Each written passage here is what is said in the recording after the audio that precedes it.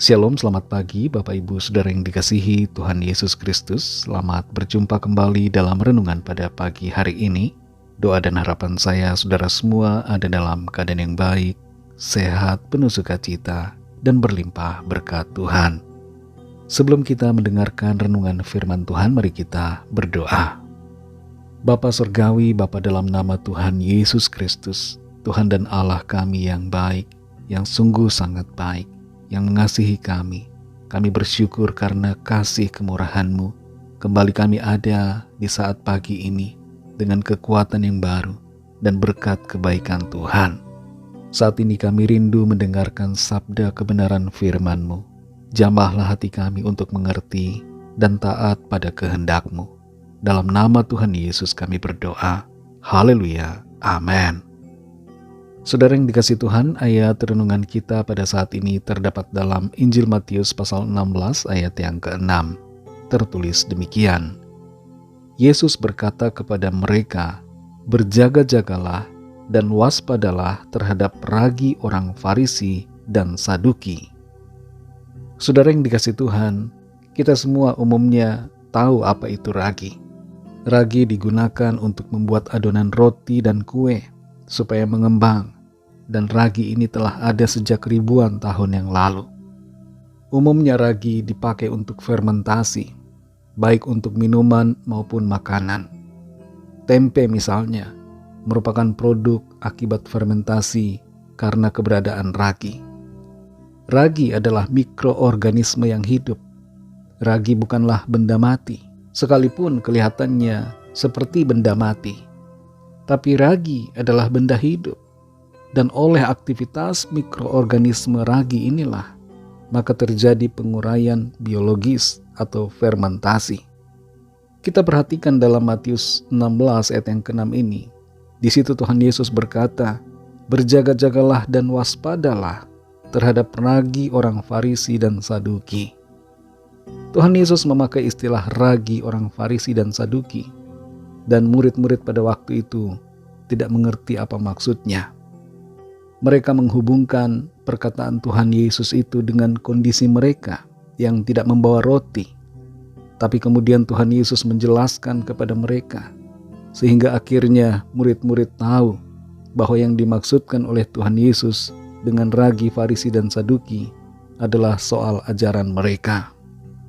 Ajaran dari orang-orang Farisi dan Saduki adalah ajaran yang tidak benar, dan ini diibaratkan seperti ragi. Bagaikan ragi, ajaran itu menggeliat dalam pemikiran bila dibiarkan menetap dalam diri kita. Kalau kita membiarkan suatu ajaran tinggal dalam hati kita, maka ajaran itu bisa bertumbuh dan berkembang seperti ragi yang menghamirkan adonan. Ajaran yang salah akan membuat kita menjadi pemikiran dan pandangan yang salah. Itu sebabnya kita perlu berhati-hati terhadap berbagai ajaran, pendapat, filosofi dunia, doktrin atau persepsi yang ada, supaya kita tidak berkembang menuju kesalahan atau kesesatan. Orang Farisi dan Saduki sebenarnya berbeda dan berlawanan satu sama lain dalam banyak hal. Orang Farisi misalnya percaya pada kebangkitan, sedangkan orang Saduki tidak percaya akan kebangkitan orang mati. Hal ini saja membuat mereka tidak dapat bersatu. Tapi anehnya, mereka bersatu untuk menghancurkan Tuhan Yesus. Dalam pasal yang sama, yaitu pasal 16 dari Matius, di ayat yang pertama sampai 4, kita baca bagaimana orang Farisi dan Saduki berusaha menjebak dan mencobai Tuhan Yesus dengan meminta tanda dari sorga sebagai bukti keilahiannya agar mereka percaya. Tapi Tuhan Yesus tidak meresponi permintaan mereka karena sudah banyak tanda heran dan ajaib, mujizat-mujizat yang luar biasa yang sudah Tuhan Yesus kerjakan. Namun masalahnya, orang Farisi dan Saduki itu tidak mau percaya. Mereka bebal dan mengeraskan hati. Saudara yang dikasihi Tuhan, apa yang menjadi rema buat kita melalui ayat ini adalah, yang pertama, singkirkan segala ragi ajaran yang tidak sesuai dengan kebenaran firman Tuhan. Dalam hidup ini kita bertemu dengan berbagai orang yang mempunyai banyak pandangan. Kita hendaknya tidak terpengaruh dengan ajaran dan berbagai hal yang ada di dunia ini, khususnya yang tidak bersesuaian dengan kebenaran firman Tuhan. Yang kedua, jadilah beda dengan Farisi dan Saduki.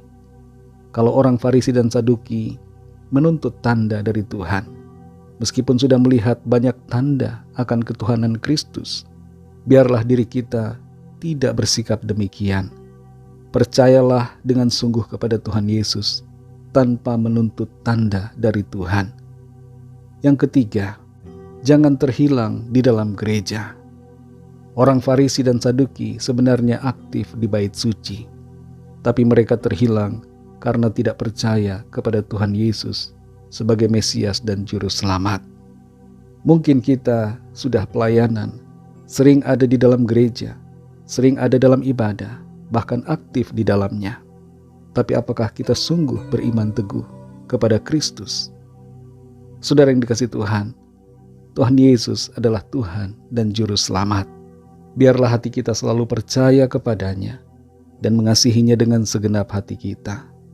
Setialah selalu kepada Tuhan Yesus di sepanjang umur hidup kita, sampai kita masuk dalam kemuliaan yang kekal. Mari kita berdoa. Terima kasih Tuhan, kami mengucap syukur untuk berkat firman-Mu yang sudah kami dengar. Kami belajar, kami mengerti, kami diingatkan untuk bersikap bijaksana, waspada terhadap segala ajaran, dan berjaga-jaga agar kami tidak kehilangan iman kami yang sungguh kepadamu. Ajar kami Tuhan untuk selalu percaya, tanpa menuntut tanda dari Tuhan. Kami sadari bahwa menuntut tanda sesungguhnya adalah sikap yang tidak benar dan tidak berkenan kepada Tuhan. Ajar kami untuk selalu berserah kepadamu, tunduk pada kedaulatan-Mu, dan tidak mencari-cari alasan atas ketidakpercayaan iman kami kepadamu. Kami percaya Tuhan Yesus, Engkau adalah Tuhan dan Juru Selamat. Engkau adalah Allah kami yang Maha Kuasa dan berdaulat atas segalanya. Terima kasih untuk firman-Mu. Pimpin kami Tuhan, agar kami selalu berada dalam kebenaran-Mu. Berkati kami Tuhan di sepanjang hari ini, dalam segala aktivitas kami. Biarlah semua yang kami kerjakan dan lakukan menyenangkan hati Tuhan, dan kehidupan kami menjadi kesaksian dan berkat bagi banyak orang. Kami berdoa mohon lawatan Tuhan atas setiap kami yang sakit mengalami kesembuhan, yang susah dihiburkan, yang terikat terbelenggu dosa dan kuasa kegelapan, mengalami kelepasan dan kemenangan dalam nama Tuhan Yesus, dan yang sedang dalam pergumulan masalah, mendapatkan jalan keluar yang ajaib dari Tuhan. Kami percaya, kami terima lawatan Tuhan, kami terima jawaban doa, kami terima mujizat Tuhan dalam hidup kami. Kami serahkan semua rencana kami ke dalam tangan kasih-Mu.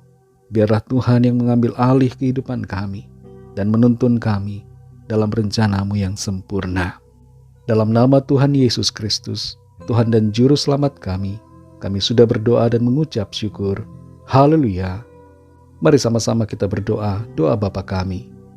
Bapa kami yang di sorga, dikuduskanlah nama-Mu, datanglah kerajaan-Mu, jadilah kehendak-Mu di bumi seperti di sorga. Berikanlah kami pada hari ini makanan kami yang secukupnya, dan ampunilah kami akan kesalahan kami, seperti kami juga mengampuni orang yang bersalah kepada kami. Dan janganlah membawa kami ke dalam pencobaan, tetapi lepaskanlah kami daripada yang jahat, karena Engkaulah yang mempunyai kerajaan, dan kuasa dan kemuliaan, sampai selama-lamanya. Amin. Terimalah berkat Tuhan. Tuhan memberkati engkau dan melindungi engkau. Tuhan menyinari engkau dengan wajah-Nya dan memberikan kasih karunia. Tuhan menghadapkan wajah-Nya kepadamu dan memberikan damai sejahtera. Berkat anugerah dari Bapa Surgawi, kasih karunia dari Tuhan Yesus Kristus, dalam persekutuan dengan Roh Kudus, menyertai kita semua, sekarang ini dan sampai selama-lamanya. Dalam berkat nama Tuhan Yesus Kristus, haleluya, amin. Puji Tuhan, saudara yang dikasihi Tuhan, saya percaya firman Tuhan menjadi berkat dan kekuatan buat saudara semua, dan Roh Kudus akan menolong saudara untuk lebih lagi memahami kebenaran firman Tuhan. Tuhan Yesus memberkati saudara semua. Sampai jumpa dalam renungan yang berikutnya. Haleluya!